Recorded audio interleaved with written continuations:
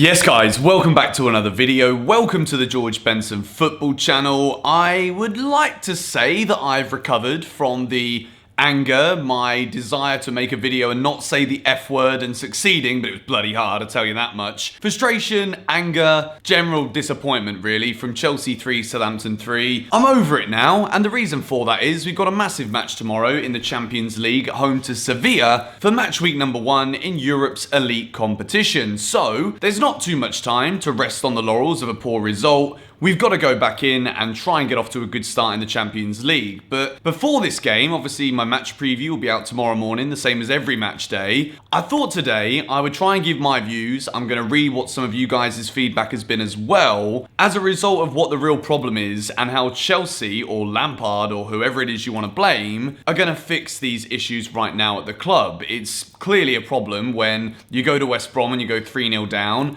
and then you give away a lead twice against Southampton and concede in the last minute, and you drop 2 points, you don't gain 1. Like, for me, if you look at what happened in the Premier League yesterday, West Ham came from 3-0 down, they gained a massive point. Chelsea, they got a point, but it wasn't a point gained. It was certainly 2 points dropped, and a lot of that was down to individual errors. You could say that there were tactical issues with what Lampard set the team out to do, which I do agree with, and I will go into that in a moment. However, social media becomes a very dark place when Chelsea are not winning football matches, or in this case, when we keep conceding lots of goals, which is a problem we had last season. From the back, and I'm going to look through each player individually, I think the middle of the park was pretty good. I thought Jorginho was decent. Kante didn't have his best game, but again, he was better than most of the defenders out there. Timo Werner, Havertz, those guys were good. I thought Mount got a little bit lost in this one. Pulisic was being played out of position. Hakim Ziyech was kind of introduced to the game, but we didn't really see him get on the ball because Chelsea seemed to lose the ability to create attacks in the second half. I think we played good, like Kai Havertz said, for about 42 minutes of the game, and then the rest of it was kind of a bit like, well, we're just hitting and hoping. There was obviously a good goal scored in that second half from Havertz, linking up nicely again with Werner after a nice inverted ball for Christian Pulisic, but there wasn't enough steel, there wasn't enough metal in this Chelsea team for this one. And starting off with the goalkeeper, Kepa, he is quite obviously the easy scapegoat at the moment for criticism. He's not been in very good form for quite a few months, and it is something that needed to improve at the weekend and didn't. Yes, it was entirely, in my opinion, the fault of Kurt Zouma for the second goal, which, you know, it wasn't just Zuma's inability to run back and the dreadful pass. It was everything about what Zouma did in that situation was poor. We've seen that he's won more aerial duels this season than any other player in the league. His stats are pretty good in that respect, but in terms of that clumsy error, Zouma put Kepa in the position where, you know, Kepa had to deal with it, and with his current form, it isn't really a surprise to anybody that he didn't deal with it. He slides onto the ground, gets back up, runs around, he's faffing around. Chelsea players are faffing around. No one clears the flipping ball. Southampton score again, and, you know, if they didn't score that one, I know this is going to sound like the most boring, dull analysis in football, but they didn't score that one, we'd have won the game 3-2, even with a late Vestergaard header. So these errors are massively costing Chelsea, and it's not just Kepa. It was Zouma as well. Other than that, I didn't think Zouma was bad. As Azpilicueta, it was kind of like, again, it was one of those in-between games from him where there were good moments from him, poor moments from him. Christensen, Andreas Christensen. I'm running out of patience with Christensen. We've always known that he's had the ability. He was bigged up massively by John Terry many years ago, came up through the Chelsea Academy after we signed him as a youngster, and he's never really fulfilled that potential. We've seen some games where he's played well, but the one thing about this Chelsea team defensively right now that is above all else is the inconsistency. We see great games from Kurt Zouma one week. I do want to praise Ben Chilwell, who I think fits in perfectly to this Chelsea team. It's sadly the players around him defensively that doesn't really make the work he's done so far this season look good. I think he's always available to make a tackle. Positionally, I think he's very good. Going forward, he's always available, and I think his pass selection is also very smart for Chelsea as well, whether it's going backwards sometimes if you need to and slow the pace of the game down, or playing those more direct passes to get forward. Ben Chilwell's been impressive, but Christensen, I don't know, and this is where I get into Lampard and some critique for Lampard, as some of you think that I'm not allowed to critique Lampard, or I don't want to critique Lampard. Tomori, I don't know what's going on with Fikayo Tomori. He stayed at Chelsea to fight for his place. He got offered a loan move potentially to West Ham, so we heard. He didn't take it. He wants to stay. And every time I see Tomori in the team, I'm very impressed. He's got speed. He's very good on his standing tackle. He's very good at sliding in as well. He's very good off the ball too. I do wonder why Tomori isn't getting enough minutes when, again, we see another poor performance from Christensen. It looks to me as though Rudiger's just not going to get another look in again. He's not being considered whatsoever. I don't know why Tomori didn't start this game, in my opinion. It's very easy once we see another poor performance from Christensen to make that kind of judgment call. And of course, a lot of the things in football that we see, it's always if the team wins, then no one cares about what the manager did wrong or the decisions that he made that could have been different. When Chelsea give away those kind of points and you see the frailties in the defensive areas, and you see a player with what we know is Tomori's ability on the bench, I do wonder why he's not getting more minutes in this Chelsea team. And I think if it carries on that way, between now and January,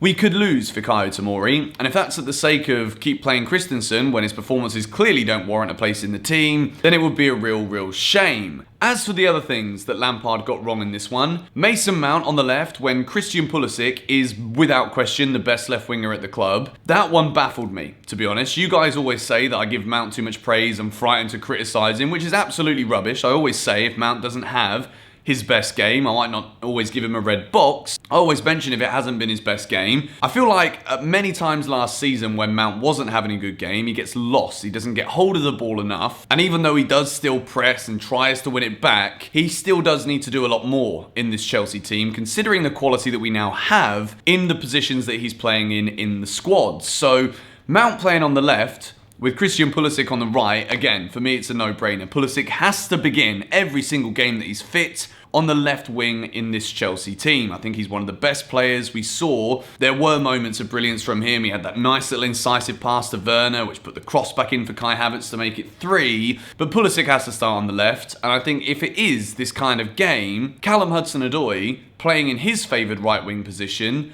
would have again been a much better option for Chelsea. So I'm just going to read one of the responses to my tweet now where I gauged you guys' feedback yesterday. There was over 100 replies to this one, so if you don't follow me on Twitter, it's just at Mr. George Benson, link in the description. This one is from Russ at Stanford Blue. This team is a reflection of Lampard. Who put Mason on the left wing? Frank. Who, on purpose, limited Pulisic playing him right wing? Frank. This is also true, I do agree with this. Who brought Reece on and not play him DM? Frank. Who decides that Mason will play ahead of Cho, a natural winger? Frank. I agree. I think there are some times where I give Frank Lampard the benefit of the doubt because, again, it's always going to be the same. He has this affiliation with the club. He speaks very well. He obviously wants Chelsea to be doing well. It's not a case of like he's sabotaging the team by making these decisions on purpose just to wind people like me and you up. It isn't the case, but I do feel as though, particularly with the comments that Frank has made after the game where he said that the players failed to undergo the game management tactics that he tried to implement, I don't think this looks very good on him. Because if the players aren't managing it, it probably means it's not being communicated in a way that's clear enough so that we know how to see out games of football. We're seeing so many times right now from Chelsea that we do concede late goals, or we do concede goals from positions that we should never be conceding goals against, no offence to Southampton, but mid-table opposition, you know? If this is Man City or Liverpool, they have that quality in the final third to really hurt Chelsea, and it can make us look like we're making more mistakes, but it's the quality of the opposition that actually forces that mistake. It's not necessarily the brilliance of the opposition that is forcing Chelsea to make these mistakes. It is lapses of concentration. It is a lack of positional awareness. I'm going to bring up this image right now on the screen as well. This is the line between the defence and the midfield when Southampton are coming forward. Where are these Chelsea midfielders? And again, I bring this back to another point that I want to use within this video. N'Golo Kante, in my opinion, if we want to get the best out of one of the best central midfielders in the world, he has to play in a pivot. He has to play alongside somebody. I know that we're trying to accommodate a lot more of the attacking players because we've got so many to try and accommodate. If Thiago Silva's not in this team, I know he's only really had one good Premier League performance, but we see the best out of Zuma when he's playing alongside another leader at the back. He doesn't have to be that guy who's shouting the orders, which I feel as though he felt like he needed to in this game, but that isn't Zuma. He's not kind of captain material. Silva is that captain material. Zuma to play alongside Thiago Silva. I feel like Kante has to play in a pivot so that we can keep those gaps between the defence, the midfield, and when the opposition are pressing us, there aren't these big pockets of space where there are no Chelsea players close to the opposition. We need to get tighter, and I think Kante, although we've seen him develop his game with this free roam that he's had in the middle, I feel as though he's better in this Chelsea team with this system, playing in a midfield pivot, whether that's alongside Jorginho or Kovacic. I'll leave it up to you guys, or maybe Havertz drops deeper, that wouldn't utilise him to his best effect. Then we have a front four with probably Werner up top, Pulisic on the left, Havertz in the middle, Hudson-Odoi on the right potentially. That's something I want to see, maybe even this weekend against Manchester United away, who they beat Newcastle, but I mean, Newcastle were pretty awful, so it's not really that much to shout about. Let's go and have a further look as to what you guys have said. Right then, let's see. I'm going to try and avoid the swearing comments, you know, keep things PG here on GBFC. So we got Comrade Ian. Nice to meet you, Comrade. I'm seriously worried about the Sevilla and Manchester United games. How can we throw off a 2-goal lead? Something isn't working out. I do agree with you. I don't get it. Me too. Is it the tactics? Is it the players?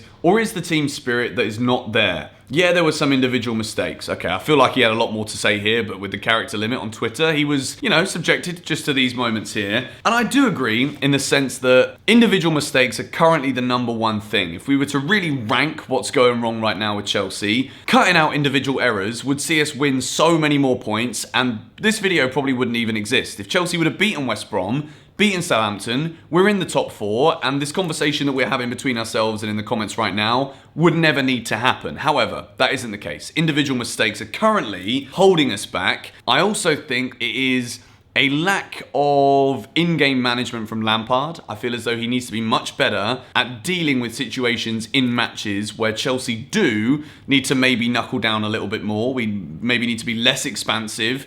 We're either going to be that team that goes and wins games 6-4, 6-5 every week, or at the moment we're going to keep throwing away leads, or we're going to keep conceding stupid goals to leave us with less points than we would like from certain individual matches. So that's a problem. Playing players out of position when they are so important and so good, such as Christian Pulisic, that is a problem for me. And I think the rest of it is probably a case of Chelsea and these players haven't played together that much before. We saw the Timo Werner, Kai Havertz link up the way that we predicted it the weekend. It was very good, but there's still a lot more gelling that needs to happen between this team. I think at the moment, with Mendy out injured, we've got a goalkeeper who's got zero confidence. And I think if I put all of those 5 things up on the screen, those are the 5 real things that are currently going wrong at Chelsea. However, this video does come across as a very negative one.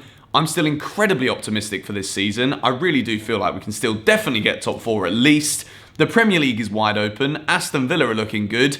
Everton are looking good. Liverpool have just lost their captain. We'll talk about that in 10 things we learned from Premier League game week 5. That should be out either today, but there's still 2 matches, so I don't know if I'm going to wait for the 2 matches to be done or I'll post it after the Champions League game this week. But football's crazy right now. There's stuff happening due to no flipping fans in the stadium and Corona that wouldn't probably normally be happening. So who knows? If this Chelsea team can gel together and we can manage in-game a lot better than we're doing right now, I still feel as though we could definitely be challenging this season, which might be something that pisses off a few of you, because I know a lot of people are just writing Chelsea off right now, particularly our fans, which I find crazy, and it's not really that enjoyable to already write us off because of a few mistakes and a few drop points. But anyway, still early in the season. Tomorrow is Sevilla at home. Massive game. Going to be bringing out my preview for you guys first thing in the morning tomorrow. Stay tuned for that one. If you did enjoy this video and agree with some of the points that I made, be sure to hit the like button. Let me know the 5 things that you think need to change right now at Chelsea for us to turn this form around. And I'll catch you all tomorrow with a brand new video. See you guys later. Bye-bye.